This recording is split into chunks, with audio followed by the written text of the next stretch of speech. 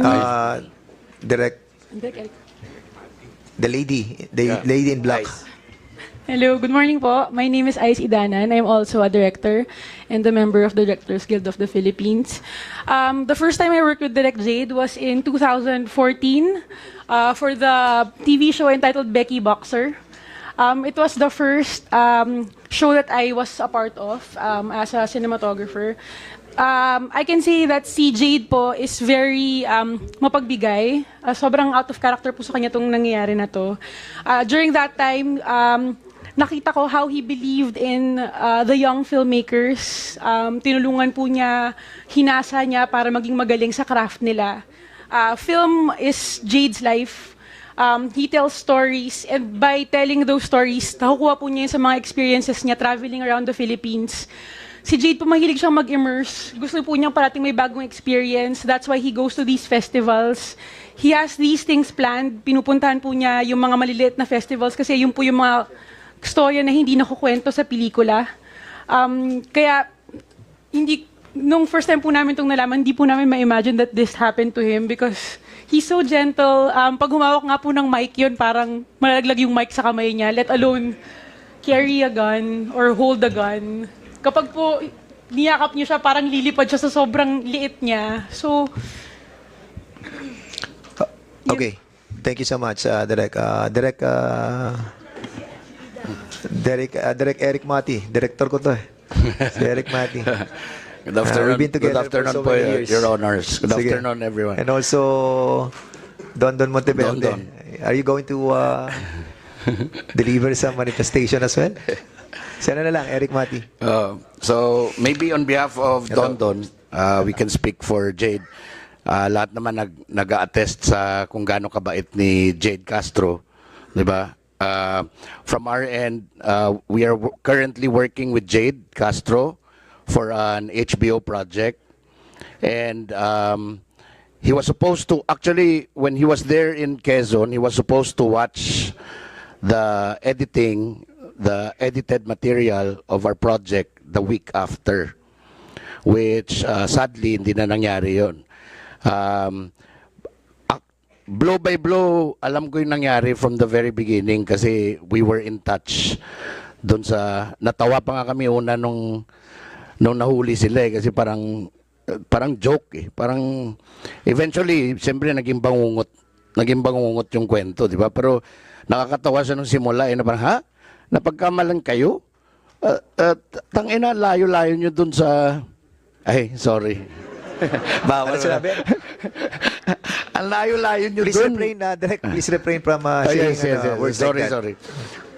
Ang layo-layo nila, tapos nahuli sila. And so, we were thinking mistaken identity, baka naman may additional pa na investigation na malalaman kung sila ba talaga o hindi. And then all of a sudden, we were expecting Friday na before 5 makalabas sila. And then nagulat kami, hindi sila nakalabas, no? And then that story about the waiver na pirmahan nila, which kami rin, hindi namin maintindihan anong pinaniwala sa kanila ng abogado nila para mapirmahan nila yon. Whether they were able to actually read it, it was actually explained to them. Actually, it was raised sa prosecutor. I was there in the hearing. It was raised on the prosecutor na bakit may napirmahang waiver, no? Bigla. Well, anyway, hindi naman ako abogado, so I don't know anong explanation nun. Pero this case is really bizarre. This case is bizarre kasi anybody who looks at the facts of the case, ako mahilig ako sa mga mga crime stories, mahilig ako sa law and order. Pag tinignan mo yung facts ng case, nakakatawa yung paano ginawa yung pag-aresto sa kanila. 'Di ba? Sino ang aakyat sa bus na hindi niya muna susuotin yung bonnet at biglang nag-bonnet, 'di ba? Parang sinong pinapaniwala mo niyan, 'di ba? And originally, nabasa ko yung report ng Bureau of Fire. Sa Bureau of Fire, naka-mask lahat eh. Pero pagdating dito sa police, iba na yung nakasulat, 'di ba? Pero natatakot kami magsalita kasi mga kaibigan namin nandun pa sa kulungan. 'Di ba? alam naman natin yung history ng mga pulis natin. Hindi naman lahat.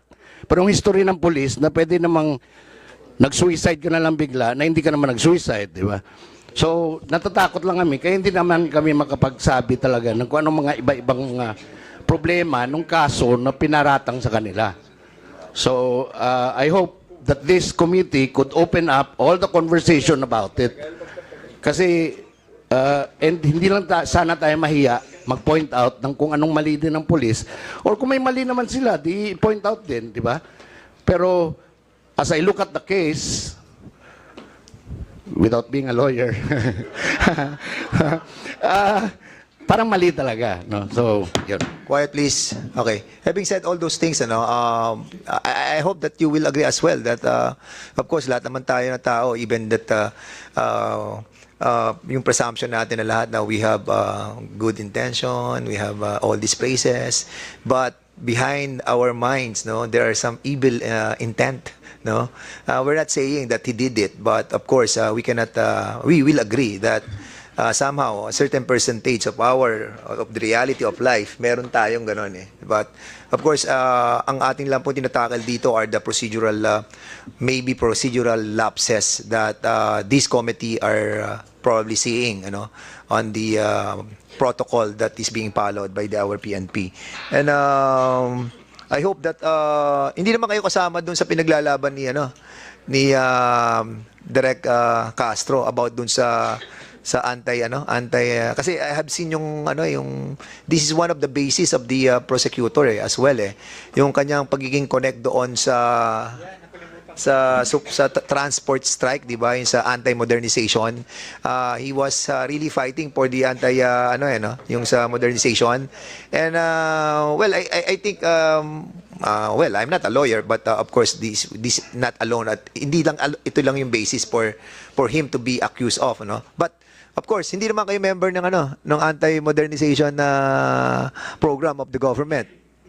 Kasi parang sobrang dami siguro, sobrang dami namang nagpo-post against or for, di ba? Pero not necessarily na mga chuper kami or may kikitain kami dun sa tungkol sa modernization ng jeepney. Siyempre, people voice out on social media however they feel.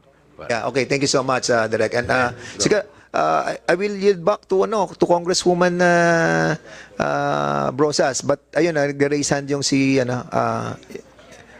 can we recognize Yes, Mr. Chair. Si tatay po. Oo. Ako po ang ama ni Jade. Okay, sige sir, Manuel you Castro. are recognized. Ang gusto ko lang po banggitin na ano yung personal kong karanasan, simula nung arestuhin si Jade. Okay, Webes ng gabi, alas 11, nung tumawag sa amin yung kapatid niya, si Jasper, na may problema nga raw. Pupunta raw siya ng Katanawan. Hindi ako pumayag. Sabi ko, sasamahan kita tayong dalawa. Para po sa kaalaman nyo, wala kaming kaalam-alam talaga. At ang pagkaalam din namin, wala rin silang kaalam-alam kung anong nangyayari. Kaya kami, ang nasa isipan namin, nung kami nung anak ko ay tumungo ng Katanawan, iuwi na namin si Jade. Ganun ang nasa isip namin. Hindi pala nangyari yun. Pati po nung preliminary investigation, ganun din po inaasahan namin. Naiuwi na namin siya. Ngayon, yung unang pagkataon na pumunta kami doon, Biyernes, wala kami kaalam-alam, With respect po sa honorable congressman, miski kami hindi po namin naintindihan yung inquest College graduate din po ako, college graduate din po ang asawa ko, pero wala ho kaming alam. Dumating ho kami doon sa lugar na yon para kaming foreigner. Hindi kami tiga roon, wala kaming kakilala. Kaya yung kapatid ho na isa ni Orsini, si Ernesto, sila ho yung naghanap na abogado. So wala kaming alam So on the spot, doon kami kumuha ng abogado. Yun lang masasabi ko. Wala kaming kaalam-alam sa nangyari. At sa pagkaalam din namin, wala din silang kalam-alam sa nangyayari. Yun lang po. Okay, thank you so much. Congresswoman Yes. Brosas, before you proceed, the chair would like to acknowledge the presence of Congressman Alfred De Los Santos and Congressman Eddie Bong Plaza. Brother, go ahead. Yes, Mr. Chair, kaya kanina I was asking yung mapapunta yung first na abogado, Mr. Chair, nung wala ka pa. So, I asked it and sabi naman ni Senior Vice Chair, he agrees with me na baka pwede maimbitahan natin yun, Mr. Chair. Yung previous niyang abogado, Okay, so we will be inviting over also Attorney ilang oras Abadilla. lang ba yan, Mr. Chair, papunta And also dito? yung sa ano Malayo, yung 7 invitation sa Mikasa and also yung mga nag-report about it. Sige, go ahead. Yes, Mr. Chair, I would like to ask for si Director Carlos Sigion Reyna yata was about to tell us something. No, it was. No, I was just going to answer sana. I don't know if the question was rhetorical. Tinanong ni Chair Dan Fernandez about kung ano kami dun sa anti-modernization. I was just going to answer that. No, walang position ng DGPI on anything regarding that anti-modernization. In fact, this is the first time I've heard about. Hindi naman masama yung mag-anti-modernization eh. Actually kami, kay Congressman ako being the chair of the Committee on Transportation and Arlene Brosas, we are fighting for the traditional jeepneys. Pinaglalaban namin yun eh. Ang ayaw lang naman din sa programa is the right-of-way consolidation. Saka natin topic yun sa kanyang committee na yun at hindi na po dito. But okay po yun. What I'm trying to point out, kung radical yung grupo, that is something that we have to be worried about. But I think based on your mga sinasabi about Jade Castro, talagang napakabuting tao. But of course, it's not only the basis. That's what I'm trying to point out, no. We know yung personality niya, but of course, we really don't know what's behind of every individual's minds. Di ba? Kaya yun lang sinasabi po lang natin dito sa area. We're trying to be impartial here. All the congressmen who are here, even I came from the industry of showbiz, kailangan balanse po tayo and we have to protect the rights of our PNP officials as well. Because in all intent and purposes, baka they're doing the right thing. But of course, hindi nga na po natin alam and that's the reason why doon po tayo nagbe-basis sa procedure. Okay, so go ahead, Congresswoman Brosas, please. Yes. Thank you, Mr. Chair. Mr. Chair, do you si Director Carlos, meron pa po ba kayo idadagdag? I believe ang sinabi niyo lang neutral kasi ang DGPI. So wala talagang wala siyang stand on some issues. We're a private cultural group basically regarding film industry issues. Basically the founding, if there's any one principle na talagang we really stand for from the very beginning, and one of the founding principles on which kasi we reacted when we incorporated was really the irresponsible censorship that was happening at the time, around that time in the early 90s. And, so it was a founding principle namin is really freedom of expression. If there's any political, a thrust that we have, it's really for freedom of expression. Pero wala kaming, and then on other issues we react. Siyempre, kung merong mga expansions of, let's say, itong expansions of, when let's say the MTRCB tries to overreach or ganon mga areas of jurisdiction, o kaya things like the Eddie Garcia bill that has been discussed here and in the Senate, we're very active in that kasi it affects basically our work. So, but yeah, basically those are our main concerns, mga industry issues, and of course freedom of expression. Yeah, thank you. Thank you, Mr. Chair. Mr. Chair, nangangamba ko dun sa mga projects pa ni Jade Castro kasi yun yung sinasabi nila. And pwede ko bang matanong si Rep. Toff de Venecia kaugnay dun sa Rep, paano ang mangyayari dyan kung, di ba sa creative industries ka naman, so maantala yung mga projects and whatever. I'm sure the DGPI can attest, Mr. Chair, pero madadelay yung administration ng mga projects, no? But I'm really more concerned about like the chilling Sige, effect. Congressman Toff muna. Sige, go ahead. Sorry, can I? No, I'm just really concerned about the chilling effect that this has on like the industry. whether he was there to do research or even if he was there to do location scouting, which, you know, those that do filming in the regions want to do.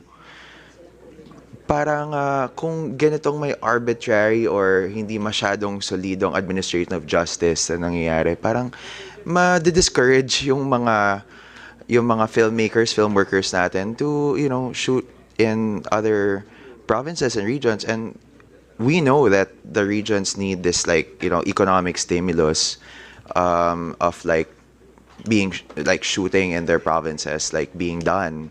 And that's why we are advocating for decentralization of creativity also away from NCR. But we know that there's a lot of costs that are incurred if you're going to shoot in the regions. I myself have actually collaborated with Jade and with Direk Peterson. They shot in Dagupan like 5-6 months ago for a project. I'm not going to disclose the details of that shoot. However, yeah, we proponents of creative industries, especially in the regions, we do want to encourage these top of mind, excellent, you know, creatives to actually consider shooting in our regions. And if you have something like this happening, even to the likes of Jade and his colleagues, I mean, I'm really concerned about the chilling effect. Again, I don't know Jade so well, and but I do know that he's well loved in the industry. And I was just in art fair yesterday, and I saw Moira Lang's exhibit, and there's a whole Free Jade Castro vignette there. And from having interacted with this person, that's the least that I would ever expect of him. No, that's why I am as shocked as everybody here. It was news that broke out that at first, just like Eric Mati, I found funny until it was not, because now it's been like almost a month since his detention. His wrongful detention, it seems, as being established here in this committee. So I just urge, Mr. Chair, that we act swiftly and objectively, substantially, justly in the dispensation of this case. Because yes, I mean, gaya ng sabi ko, Arlene, projects are being affected. It sends a chilling effect for the film industry as well as for the entire creative industry. It's not just film that can create content in the regions. You know, you also have theater and you also have music. People might be dissuaded from actually going to the regions because of what happened to Jade. What more that he was there to catch a fiesta, parati pong inimbitahan ng mga creatives sa fiesta para mag-showcase ng kanilang content, whether performer or magpalabas ng pelikula. May mga film festivals rin po tayo. Baka matakot yung mga alagad ng sining po natin na pumunta sa mga rehiyon kasi walang kakilala, tapos biglang mangyari sa kanya yung ganyan. Pero hindi naman po na binabaliwala natin yung contribution ng ating kapulisan, because we do acknowledge also their role in peace and order, no? And we very much value what it is that they bring to nation building. Pero sana po, Mr. Chair, kung may pagkakamali, magkaroon ng accountability.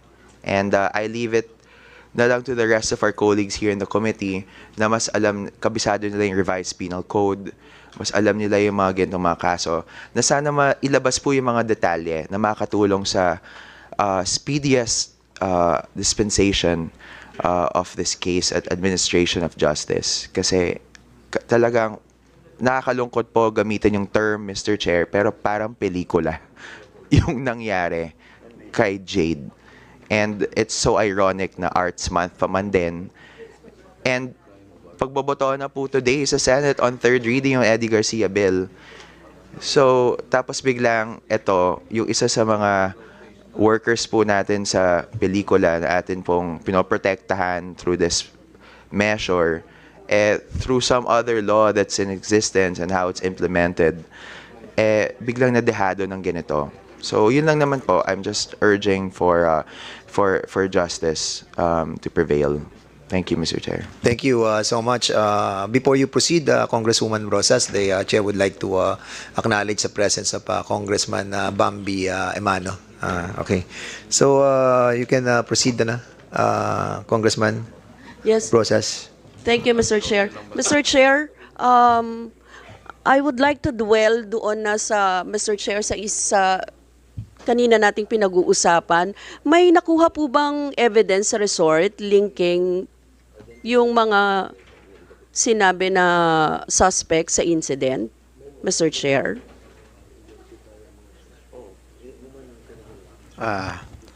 Bali, wala po kaming gamit na nakakuha sa resort dahil wala naman po kaming search warrant para halughugin ang gamit nila. So walang kahit ano na Wala nakuha mula doon sa ano. Pero tama po ba na naabutan nyo yung witnesses na nasa area pa rin kung nasan yung sunog? Opo, na dumating po kami doon, nandun na rin po yung mga witness. At yun na nga po yung sinasabi ko kanina na personal po nilang sinabi sa akin yung nasaksihan nila. At sila rin po ay wala po silang relasyon sa may-ari ng bus. But sila po yung nagsalaysay lamang ayon po sa kanilang nasaksihan. Bakit mo dinagdag yung wala silang relasyon sa may-ari ng bus? Para mailabas ma'am na baka ma'am kung sakali ay sila ay pumapanig lang doon dahil gusto na lang nilang magbigay ng pabor pero wala pong ganun. So, yung may-ari ng minibus, yung sinasabi mo. Opo, yung kooperatiba. Sino ba yung po. may-ari ng minibus? May-ari po ng minibus ay isa pong kooperatiba. Cooperative. Ano pong cooperative yan? Ito po ay Gumaka Transport Service Cooperative. Okay, Mr. Chair. Hindi dun yung tanong ko, no? Can you describe anong klase ng kalye ang dinadaanan ng modern jeep? Ito po ay National Road na galing po ng Gumaka papunta ng Katanawan. Ito po ay cemented karsada. May ilaw sa highway. Mayroon pong street light sa lugar kung saan nangyari yung incident. Street light. Opo. Gaano kaano yung street light doon? Bali, Ilang pagitan? 'Di ba ang street light naman nakapagitan? sa akin po palagay, ang layo po ng pagitan ng bawat street light ay mga 20 meters. At yung Okay. pong pinangyarihan ay halos napapagitan po siya ng dalawang street light. Napapagitan ng dalawang Opo, street light. ang pwesto po ng bus ay nasa kaliwa po ng bus ang street light. So hindi madilim? Maliwanag naman po ng kahit po makikilala naman po ang mga tao base sa liwanag ng ilaw. Ang tanong ko po, meron bang nakuha sa area ng sunog na maglilink sa apat sa insidente? Bali wala po nakuha, ang lang po doon, yung pong So, wala. yung po nakita ng mga witnesses. Identification lang Opo. ng alleged witnesses. Walang other way to link yung apat sa insidente. Identification lang po. Sinabi nyo kasi kanina hot pursuit, based po sa definition ng hot pursuit, dapat may sense of immediacy na baka mawala yung crucial info or evidence. Mr. Chair, doon sa sinasabi ninyo, wala kayong ebidensya. Opo. Yun lang, Mr. Chair, based sa SC case, dapat the reason for immediacy is the consideration that as the time gap from the commission of the crime to the arrest widens, the pieces of information gathered are prone to become contaminated and subjected to external factors, interpretations, and hearsay. So, Mr. Chair, parang kung wala namang physical evidence, puro sa witness, so doon lang tayo nagdadwell. Ako, tingin ko, Mr. Chair, kailangan din natin malaman talaga yung specifics ng case. To give way to others, Mr. Chair, baka later magtanong pa ako, but to give way to our colleagues sa mga tanong nila. Maraming salamat, Mr. Chair. Okay, that's the reason why we asked a while ago yung kung na-search nila yung hotel, na-search nila yung sasakyan. Most likely, kung talagang may nakita kayo doon, ang ganda sana di ba? But you did not done it. But of course, hindi naman siya, well, kung you deem it right na not to search it anymore, well, it's your prerogative being the investigator. And we respect that. Pero may tanong ako doon, General Lucas, RD, Ilang weeks na sila nakakulong doon? Sir, more than 2 weeks na po, sir. 2 weeks na. Pero nasa ano pa rin siya? Nasa lokal or nalipat na sa BJMP? Kasi nakapag-file na ng kaso, di Sir, ba? nasa Katanawan Police Station po sa local. So hindi pa siya nalilipat ng ano ng Yes, sir. BJMP. Okay, sige. Yung about do sa what do you call that? Yung I'm sorry, Congressman, may tatanong lang ako, Congressman Richard, before I recognize you. Yung sa cyber patrolling, meron ako nabasa tungkol sa cyber patrolling na check nyo sa Facebook. Yung how does it work? Paano nyo ginagampanan yung tinitingnan ba natin yung mga Facebook ng mga Bali po, nagkandak po kami ng sarili naming cyber patrolling dahil hindi po namin talaga kilala itong mga sinasabi naming suspect. Ngayon po, inisip namin na posible kaming makakuha ng ibang mga detalye sa buhay nila sa pamamagitan po ng social media. So once na lang na merong kasong ganyan. Pero hindi kayo nagsa-cyber patrolling regularly. I mean, baka mamaya tinitingnan nyo na yung Facebook namin or whatever, yung aming privacy lahat. Walang ganon, ha? Opo. Walang ganon, ha? Kumbaga, sinasabi nyo lang, since may case na ganon, kaya Yun lang kaya po yung tinignan isang nyo. paraan para maghanap Baka ng ibang makita detalye. nyo yung Facebook ni Richard Gomez, may mga sikreto doon, eh. Congressman Richard Gomez, you are now recognized. Chair, ano daw nilagay mo sa Thank you, Chairman. Pardon ako nakaharap. Kung pakikinggan natin yung story, parang merong inconsistencies, no? But that still needs to be proven, no?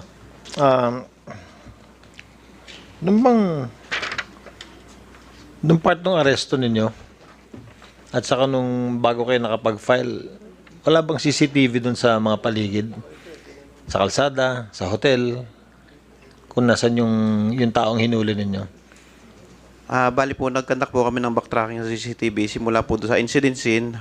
Dumaan po ng bayan ng poblasyon ng Katanawan, gawa ng Amulanay po ay from incident scene dadaan pa po ng poblasyon ng Katanawan bago So po may makarating ng Amulanay. CCTV na sundan nyo sa CCTV? May nasundan po kami na nakasakay sa dalawang motor na 4 na lalaki, subalit hindi po namin ito napalinaw dahil ang takbo po ng motor ay mabilis. Nakilala ng witness yung ganong kabilis? Hindi naman po kinilala ng witness base sa CCTV footage yung mga witness. Hinabol nyo yun? Yun yung hinabol nyo? Tinuloy-tuloy lang po namin yung backtracking pero hindi rin po namin nakilala base sa footage ng CCTV. Pero after a while, nahawakan nyo yung grupo ni J.D. Castro, di ba? Opo. Nakuha nyo yung information. Opo. Tapos pinakawalan ninyo. Pinalayan nyo for a while. Hindi Tama? na rin po. O pinabalik nyo sa hotel o anong ginawa nyo? Bali po, bumalik po sila nung pong na-meet namin sila ni Nahepe sa 7-Eleven. Ako po ay nandun naiwan sa Mikasa. Bumalik po sila doon. Bumalik sa? Sa Mikasa Resort po, sa Mulanay. Bumalik siya sa resort. Opo. So yun nga, ibig sabihin, binitawan nyo sila, pinapunta nyo sa resort. Hindi naman po totally binitawan. Sumunod naman po ang mobile patrol namin kasama na naroon si Hepe. So from that point, pinatawag nyo sila ulit, di ba? Tinawag nyo ba sila ulit sa presinto? Bali, in-invite na po simula po sa Mikasa Resort. Kasi In-invite- yun yung point na nakikita namin na meron inconsistency sa hot pursuit eh. Tama ba yun? Bali po tungkol po sa hot pursuit. Ang idea po na nagkaroon lang po kami ng malinaw na sinasabi na sila po ang mga witness ay nung pong time na sila po ay iniharap namin nung sila po ay nakaharap ng mga witness face to face. Doon na po kami naniwala na sila po talaga yung mga witness. Nung pong sa picture, base po sa picture, hindi pa po kami talaga naniniwala na sila po yung sinasabi nilang witness. Ang kailangan pa po namin magawa, iharap sila ng face to face. At yun po yung nangyari. Kaya po nung nakaharap namin sila ng face to face, nakaharap sila ng witness, tinuro, doon lang po namin sila totally inaresto. Gano'ng katagal ho yun? Ilang oras yun?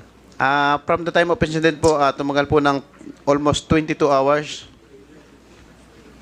Part pa rin ng hot pursuit yung gano'ng haba.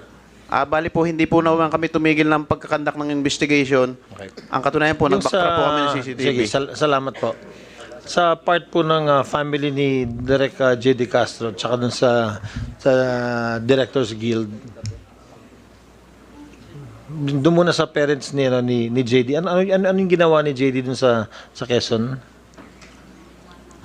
Na miesta? Mr. Chair, pumunta po sila dahil merong Kokolunay Festival. Okay. So, dumating po sila doon ng January 31. Okay. Actually, before po, meron na silang ka-contact doon dahil nagtatanong na sila ng accommodation Yes. tungkol doon sa festival. Pero ang pagkakalam niyo, ang purpose ni JD is to join the festivities. Mag-join. Okay.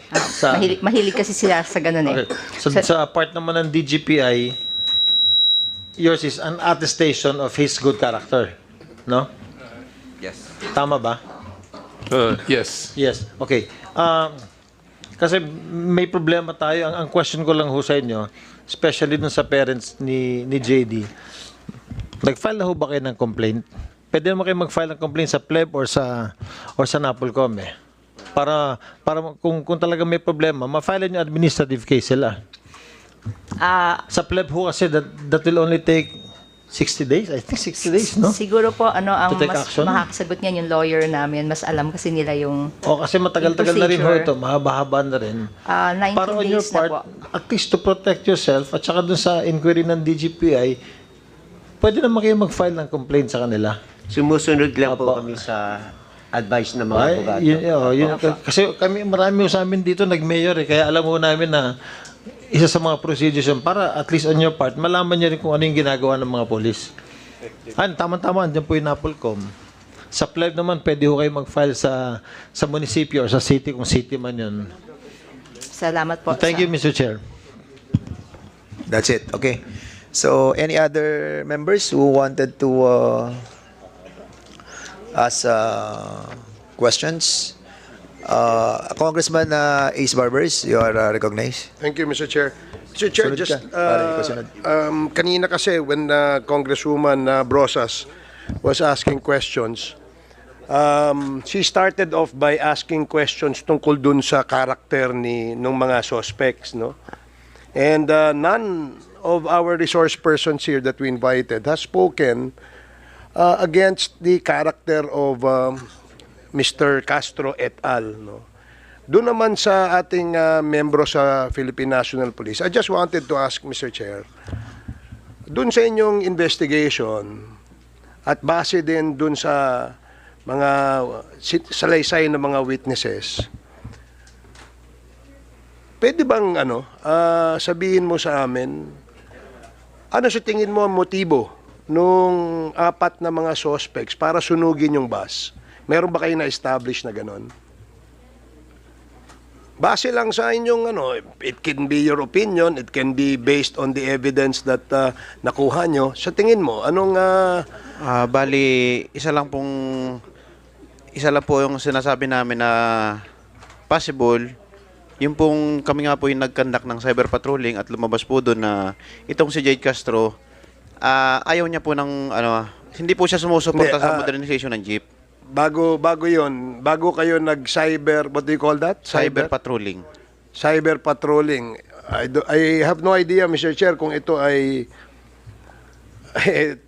tama o illegal or illegal. Kasi ngayon ko lang narinig yung cyber patrolling na word, no? Base dun sa, kasi yung police report nyo, yung inyong nabasa at napakinggang salaysay ng mga witnesses, ano sa tingin mo, you're the chief of police, no? Ano sa tingin nyo ang motibo? Ano sa tingin nyo ang motibo? Bali, the first motive, sir, lumabas sa namin po, sir, based on assessment namin, sir, nagkaroon po kami ng cyber patrolling nga po, sir, and then yun po yung lumabas. And then, pinapakita po doon sa cyber patrolling niya, talaga pong umayaw siya doon sa mga posting na ayaw niya po ng modernization jeep, sir. So dahil doon, sa tingin nyo, yun ang mabigat na motibo, kaya karapat dapat na makasuhan yung apat? Ay, para sa akin po bilang investigator on case ay hindi po yun ang dahilan. Kumbaga, ang dahilan po kaya po namin sila kinasuhan dahil sila po ang tinuturo ng mga ng mga witness po. Oh, yun ang sinasabi ko na yun Nakita dapat po na sagot mo eh. Ang dami mong may cyber patrolling ka kasing sinabi. Opo. Kasi pag ganyan, matatakot si chairman na yung kanyang mga date nung Valentine's tsaka post-Valentine's, makita nyo rin sa cyber patrolling na sinasabi. Di ba? So, ang punto ko lamang po, Mr. Chair, is that yung pagkaka-aresto, pagkaka-file ng kaso doon sa mga suspects, alleged suspects, or suspects doon sa pagsusunog ng bus, must be first established by the police so that may basihan yung ating prosecutor. Diba? Kaya nga kanina, tinatanong ni Congresswoman Brosas kung nandito yung dating abogadong nag-handle nung kaso. Kasi he could have probably established a prima facie or mabigat na dahilan or probable cause para i-file niya yung kasong yon sa korte. Dun lang kung ambasihan lang natin yung salaysay nung ibang witnesses. Kanina sinabi, mukhang may konting hindi pagkakapare-parehas no, ng kanilang salaysay. So bakit ganun? So I guess, Mr. Chairman, siguro tama yung invitasyon doon sa ating dating abogado na nag-handle nito. And siguro isama na rin, I don't know if we also invited the prosecutor. So we maybe, haven't discussed the prosecutor yet. or maybe we can ask him to be present in our next hearing so that he can help us dito sa ating Yes, investigation. we will do that, Congressman Ace Barbers. We will be inviting the prosecutor as well. Thank you, Mr. Chair. Is that all, Congressman Barbers? Okay, so Congressman Arrogancia, you are recognized. Mr. Chairman, for the information of everybody, with my colleagues and all the members of the Director Guilds and all the PNP officers who are here, nangyari ang crime sa distrito ko. So, Bondok Peninsula is my district, Katanawan is my district, at yung pinangyarihan kung saan sinunog yung minibus ay sa harapan mismo ng aking gate ng property ko sa Katanawan, Quezon. So, kung titingnan natin yung lugar ng layo ng Katanawan to Mulanay, and that is I think 7:30 or 8 o'clock in the evening, Mulanay is only 15 minutes away from Katanawan, Quezon. So kanina nakikinig ako habang sinasabi nyo yung statements at wala naman tayong inaakusahan na guilty rito yung mga respondents. Pero yung sa akin is my own opinion at base sa resolution ng piskal, I think it is really unfair na tingnan yung lapses ng bawat party. Ang point dito is siguro since nasa court ito, kami sa Congress, sa committee, ay maaaring pakinggan namin yung bawat party. Pero I think the best solution ay i-depend sa yung sarili sa court. Kasi andun wala na tayong magagawa Kahit magtanong tayo ng sobra-sobrang pagtatanong, andun siya sa court. Wala na magagawa tayo sa Kongreso para doon sa kaso na to. Ngayon, kung titingnan natin, tatanungin natin ng witness, personally, may personal knowledge yung witness kung sino yung nakita nila na umakyat doon sa minibus. Personally, nung pinapara ng alleged na arsonist yung minibus, according to the witness, wala naman daw bonnet. So nakita, kung sino may nakita ng witness, kaharap nila yung arsonist, maaaring yun yung kanyang experience, nakita niya nung oras na yon. So, Mr. Chairman, for me, Hindi ko na kailangan tanungin ang bawat isa. Ang sa akin lang is I am making an statement based doon sa mga nakita ko at narinig ko. At the same time, is really, it is my district na kailangan din na gusto ko na ang bisita sa aming distrito ay safe all the time. At ang bisita sa aming distrito ay welcome. Ang mga turista ay welcome sa aming distrito, Mr. Chairman. Okay, before we ask the NAPOLCOM, saka DILG, so yeah, I know. That's the reason why I reserving your time, your last, ikaw ang muli magsasalita. Okay, ikaw na muna, bago sila yan siya. Yes, Congressman. So we'll be asking the next interpellator. Are you going to yield for the moment? Isang question sa akin, Mr. Chair. Isang question lang daw si Attorney Rehencia. Si Congressman Rehencia. You are recognized. Thank you, Mr. Chair.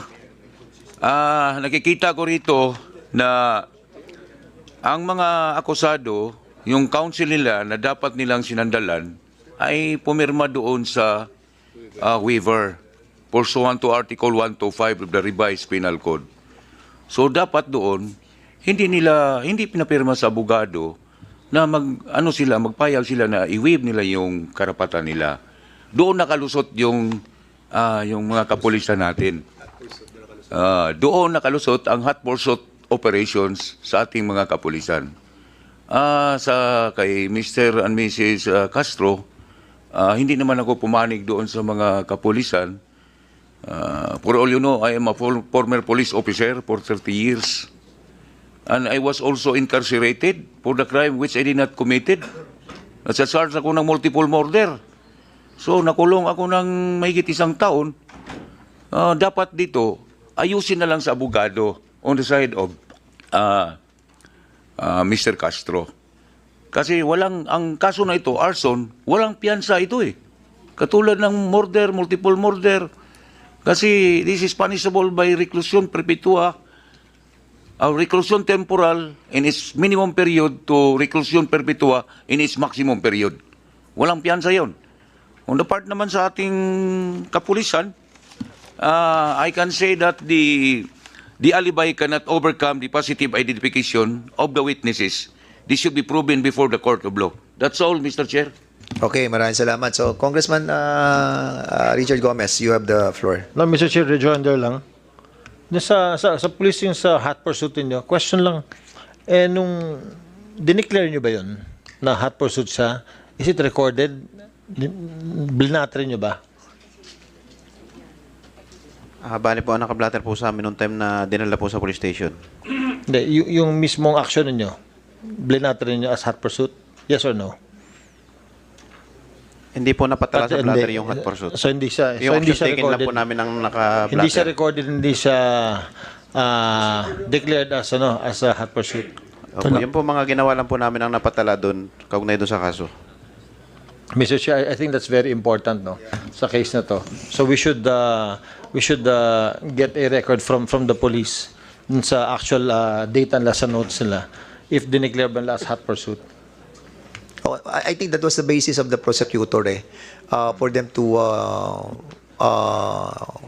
decided na nag-decide ang prosecutor based on that doon sa submission nila which is on the procedure that they have done. It is under the hot pursuit hot pursuit situation. And that was the basis of the prosecutor.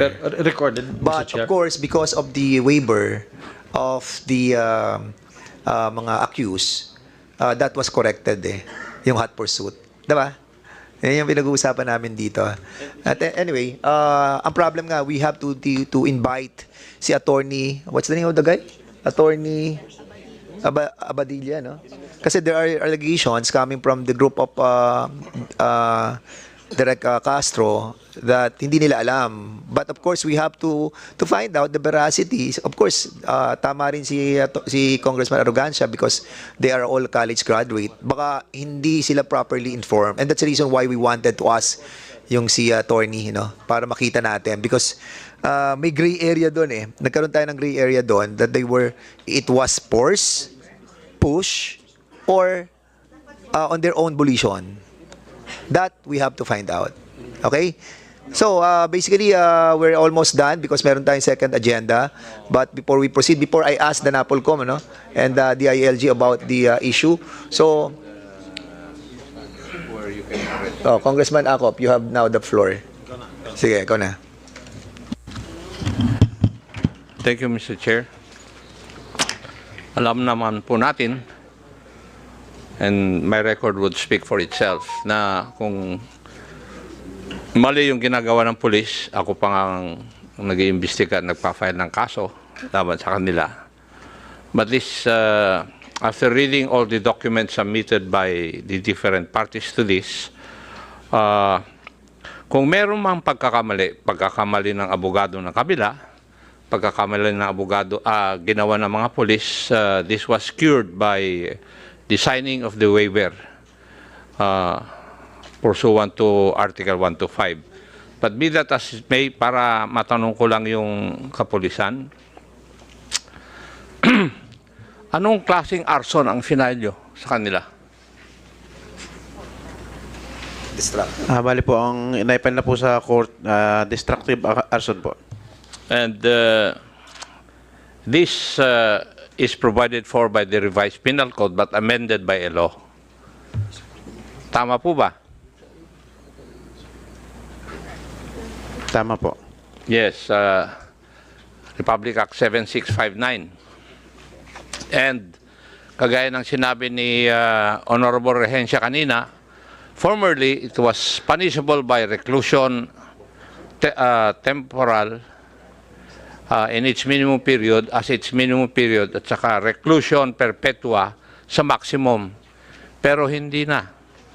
Dapat nga to death, pero inalis naman natin yung death penalty. So, ang pinakamatagal, reclusion perpetua. Now, may I know, under what provision of law na nakalagay yung pagsunog ng minibus ay destructive arson? Kasi yun po yung final nyo na kaso eh.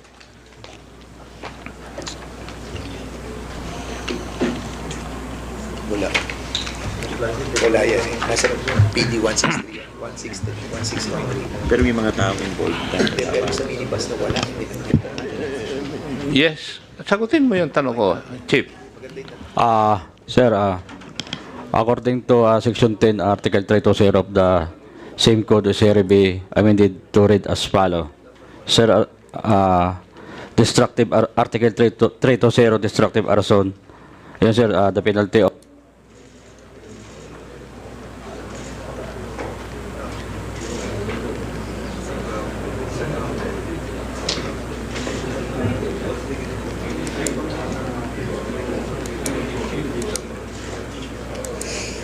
para pinahirapan mo sila.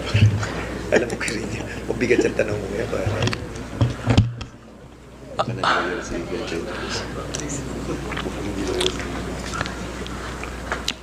Do you have your RD? Meron ba kayong legal officer na kasama?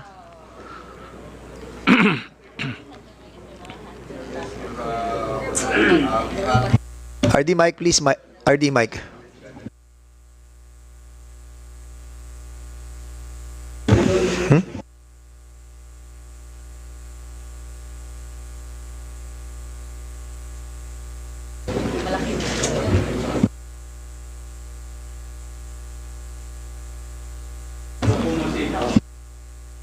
Change the mic of the regional director, please.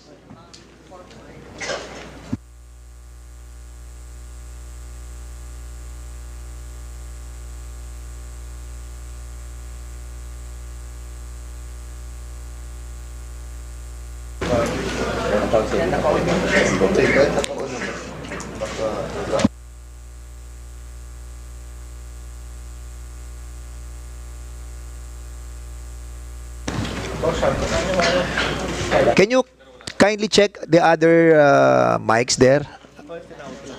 Kung wala siya. Oo nga eh. 1 minute suspension. Technical lang yan.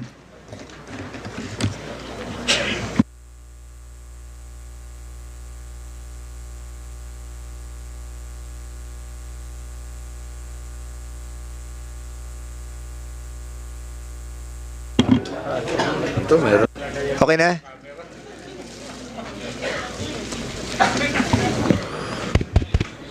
Okay na? Saan ka punta?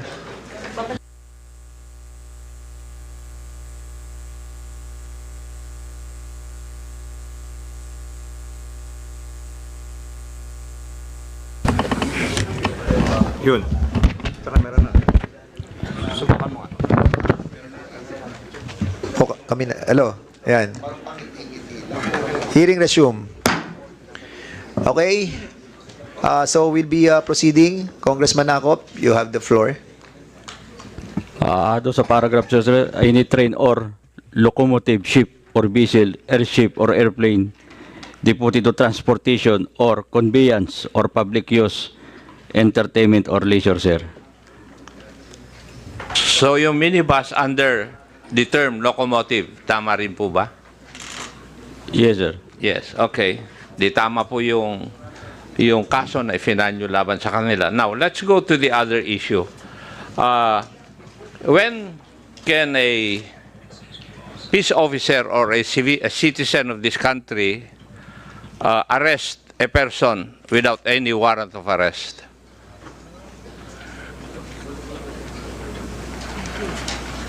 Kasi yun yung issue na nilalabas tungkol sa kaso na ito eh.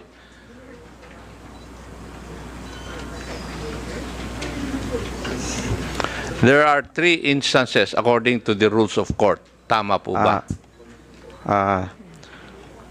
Arrest without warrant. A peace officer or private person may without a warrant arrest a person when in his presence the person to be arrested has committed, is actually committing or attempting to commit an offense. Yan yung kwan, in flagrante delicto na sinasabi ninyo ng mga kapulisan, di ba? Sir. Yes. What's the second one? When an offense has just been committed and he has probable cause to believe, based on his personal knowledge of facts or circumstances, that the person to be arrested has committed it.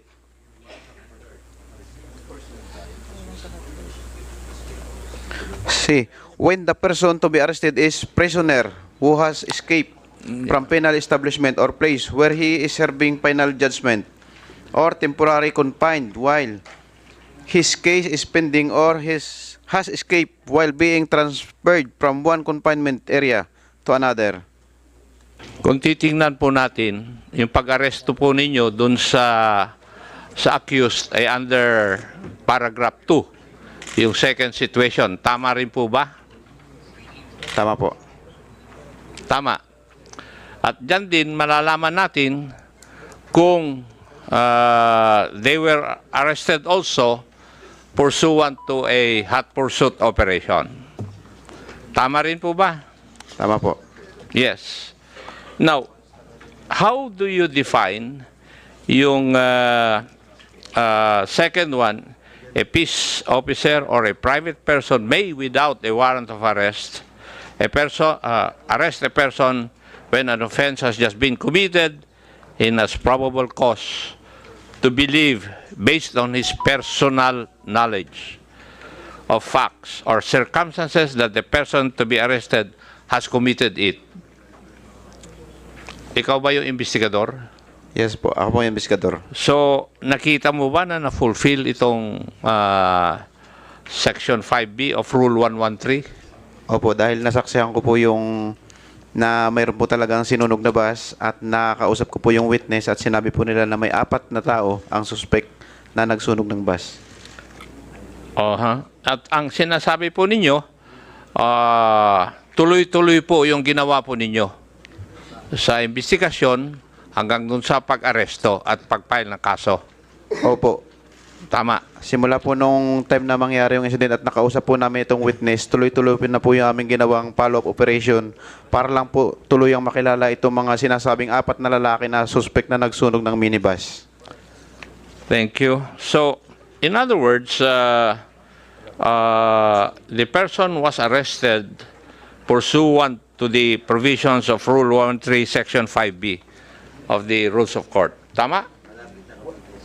Tama po. So, as far as this interpolator is concerned, nasunod naman yung requirements for that rule na yung immediacy na tinatanong kanina ni Arlene Brosas na from the time of the commission of the offense up to the time of the arrest ay dire-diretso dapat yung operation. Apo, dire-diretso naman po yung ginawa namin operation at follow-up operation. Yeah, thank you. May I ask the Chief of Police? Yung bang mga accused talagang may reservation doon sa hotel? Pali po sir, meron sir silang nag-text po sir sila doon, and then may reservation sir sila, pero nag-advance sir sila. Dapat sir sila ay according to Mikasa sir, sa record nila,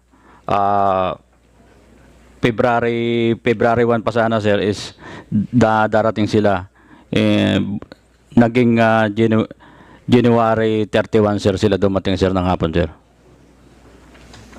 Tama ba yung pagkarinig ko na February 1 yung reservation nila pero January 31 nag-check-in sila? Yes sir, opo sir. Yes. And no explanation was given, or did you ever ask that question? Sir, may I repeat the question sir? I beg your pardon?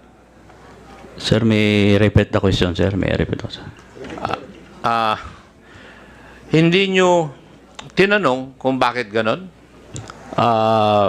Bale sir, tinanong namin sir yung Mikasa sir. Hindi, yung mga accused nung kwan na.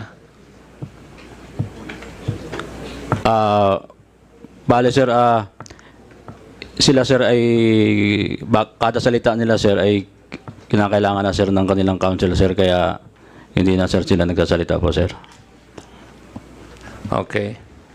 Now, at what point in time did you know na merong arson na nangyayari? Bale sir, noong almost 8 ng gabi sir, nung tumawag sir yung concerned citizen sir, doon namin nalaman sir na may nangyayaring arson sir. Sa report ninyo, ang sinabi ninyo, the arson was committed on or about 7:30 in the evening. Yes sir. How did you arrive at that conclusion? Yun sir yung sinabi sir nung witness sir na yung pagbaba niya sir, yung pagbaba ng mga witness sir. Yung witness po sir yung nag-ano po nun sir. Victims.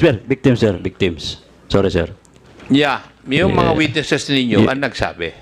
Yes sir. Na Witness, 7:30. Yes sir. Okay. Now, yung bus nanggaling sa Gumaka, di ba?